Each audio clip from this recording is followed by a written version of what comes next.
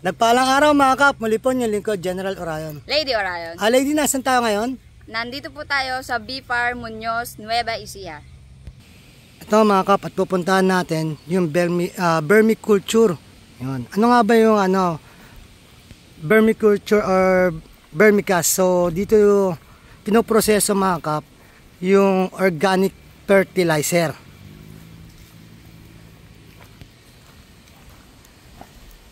Yun, nandito tayo sa vermicompost production. Tara, pakita ko muna ito mga kap.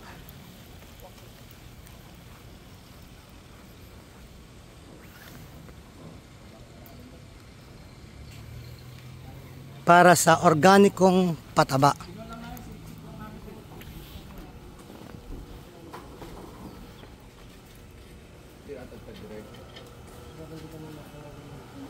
So, yun. Good afternoon po, boss. Good afternoon po. Ano pong name po nila, sir? Robert Paul Mateo. Robert. So, sir, ano pong ginagawa natin dito sa vermiculture? Paano po yung proseso natin? Sa process po natin, una po yung pag-shred namin, pag-shred ng mga damo, yung magiging substrate natin sa composting. Opo. Bali, ano po yung mga ano yan? Ito po, itong mga na-shred po natin na to is may damo, tsaka saging po. Mga damo saging. Lahat ng damo pwede or anong kadalasan na damo ang ginagamit niyo? Usually po dito kasi sa amin, nung ginagamit namin yung mga lahat na po, mga dahon, basta organic materials po, yung kagaya ng dahon ng halaman, tsaka ng mga puno, tsaka yung mga pwede pong ihalo doon. Opo. So pinaka-major po na laman po niyan, karamihan? Saging? Saging po. Yan po ngayon yung hina-harvest namin yan. Ano pong part na saging? Yung leaves, trunks. Pwede po. Ang ginagamit po namin. Ang sinreda po namin yan. So, after po natin dyan, ano po yung susunod na step susunod niya? po natin, ilalagay po natin dito sa composter. Dito po sa rotary composter. Rotary compost. So, sir, ano nagiging trabaho niyan? Ito po yung dito natin gagawin na mabubulukin yung mga mixture po ng damo tsaka ng manure. Bali lang oras po yan o araw na nakaganyan siya? Sa isang loob po ng isang linggo po pwede na natin siyang gamitin. Pero sa isang araw, 7 to 8 hours siyang aandar. So umiikot lang po siya ng umiikot. Para siyang inalo. Minimix lang siya dito. So isang araw pong aandar siya, ganun? Opo, 8 hours. 8 7 to 8 hours. hours na ang andar niya within 7 weeks. So ano pong pwede natin ihalo dyan? Carabao manure, cow manure, as nitrogen source po natin. Kasi ito itong mga shinredder natin is more on carbon. Carbon. Opo. Tapos kailangan din natin ng nitrogen para sa mabilis na decomposition. So yung nitrogen nakukuha to sa mga manure. Opo. Or yung mga tain ng mga kalabaw, baka. Opo.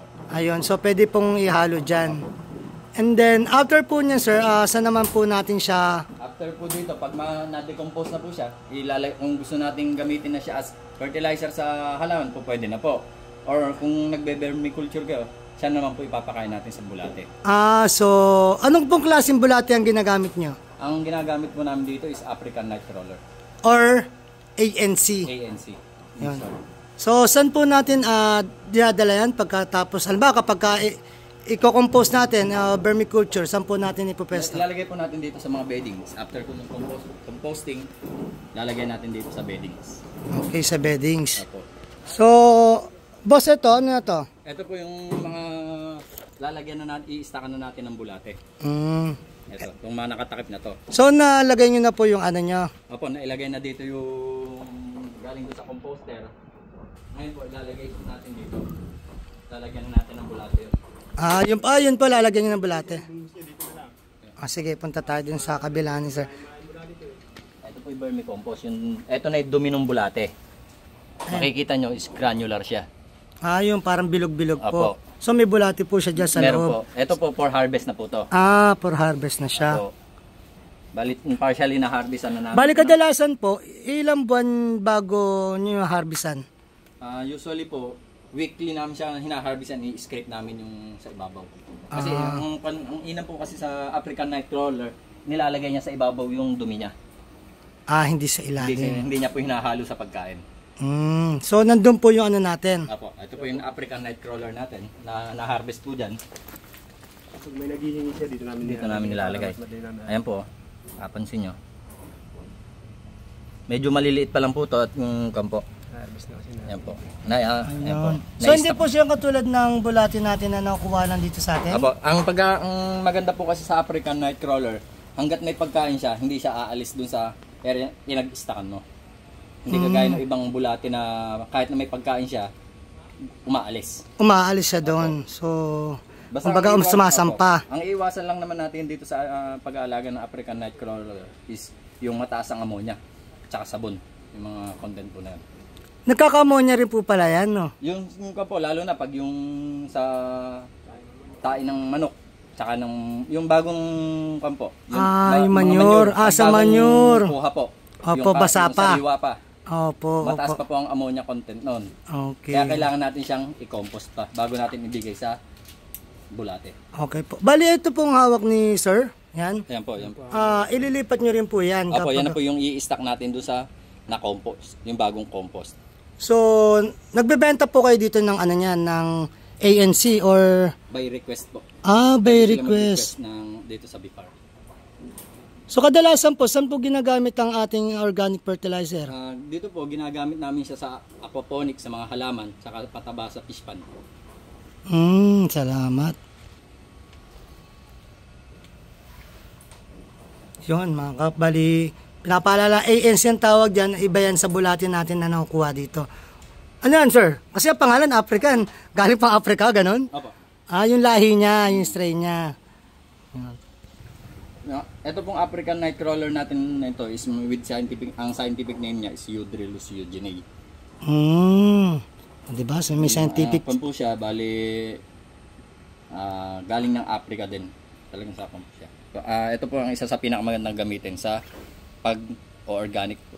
Sa vermiculture. Vermiculture, yan. So, yung nakikita ko, boss, yung iba, parang sinasalandra pa nila para makuha yung ano. Apo, pwede din po yun. Yun po yung sa pag-harvest para mahiwalay natin yung cast niya sa compost. Meron po kasi, yung kagaya po niyan, magkahalo na po yung compost at cast. Kailangan natin muna sa landrine para makuha natin talaga yung purong cast. Okay. Bali yung mga bulati po dito kaya wala na, naglipatan po dito. Makikita nyo po, mga ano na po siya, mga granules na po. May granule na siya, ito may po, maliliit mapapansin nyo, may na siya. Ayan, may halo na rin po. So, kadalasan po kapag nagsiset up kayo ng ganito, ilan linggo bago nyo siya harvestin? 1 week po. 1 week. After namin malagyan po ng bulate, after 1 week, tsaka namin siya harvestin. Pwede na siyang harvestin. Opo. Tapos pwede na rin siya gamitin sa mga halaman Opo. or tanim. Usually, yung process po namin dito, half po muna lalagyan namin. Pagkatapos, after 1 week, tsaka kami maglalagay ulit mo ng panibago sa kabila. Para palipat-lipat lang po yung bulate. Para hindi sila mawalan ng pagkain. Ayun. Kasi po, di ba, ang isang characteristics ng African Nightcrawler, pag wala na siyang pagkain, tsaka siya aalis dun sa area na pinag-istakan mo. Para maghanap. Maghahanap siya ng makakain. So, sir, nagtitinda po kayo ng ang tawag natin dito, vermicompost? Cast, tsaka compost. Vermicast. And vermicompost. Vermicompost. Nagtitinda kayo niyan, boss? Opo, nagtitinda rin. Tapos meron din naman po, lalo na pag mga private yung mga bumili, yung mga taga ibang lugar, may nagbebenta po kami. Pagkatapos kung mga government to government naman po, pwede po mag-request. Through Municipal Agriculture Office. Ang kinaganda po nito is walang chemical, Wala talagang natural, organic Opo, lang. organic talaga po siya. So sana supportahan to ng ating magsasaka at mas maganda maparami pa natin to. Opo. Kasi kung 'di ba boss, napapataba nito yung ating mga lupa kapag organic.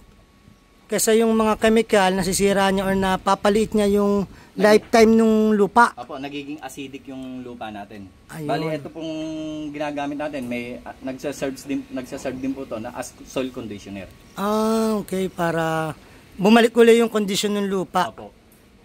Hindi lang aasa basta sa pataba. As pataba po, nagiging soil conditioner din po siya. So mga kapit, itong mga pataba, organic, ginamit din nila dito sa mga tanim nila. So sir, maraming salamat sa na-share mo sa aming bagong karunungan. At sana makatulong ka pa sa iba at ma-improve pa natin yung organikong pataba natin. Okay, maraming salamat, sir. Ayan. So yun mga kabali, kung naghahanap kayo ng organikong pataba, ito yung isang paraan na pwedeng bumili at pwede rin gumawa ng sarili sa pamamagitan ng bulati na ANC o African Nightcrawler. So kung gusto niyo magdagdagan yung karunungan niyo doon, pwede kayong pumunta dito sa BIPAR sa Muñoz para magbigay ng dagdag karunungan, or kung may mga katanungan kayo, pwede rin kayong mag-inquire dito. Tsaka mga kap, mabait yung mga nagtatrabaho dito at madaling malapitan at makausap kung may pangangailangan tayo. Muli po yung lingkod, General Orion. Lady Orion. Natos puso po nagpapasalamat sa inyo na walang sawang panonood sa aming mga video at live. Na sana po gabayan kayo ng Panginoon, sampunan yung mga pamilya, na sana po mingita ng gabi sa Kanya, sa isip, sa salita at gawa, upang magampanan natin tungkulin natin dito sa mundong ibabaw, na naayon sa Kanyang mga gusto at mga kailingan. Muli po, maraming salamat. God bless.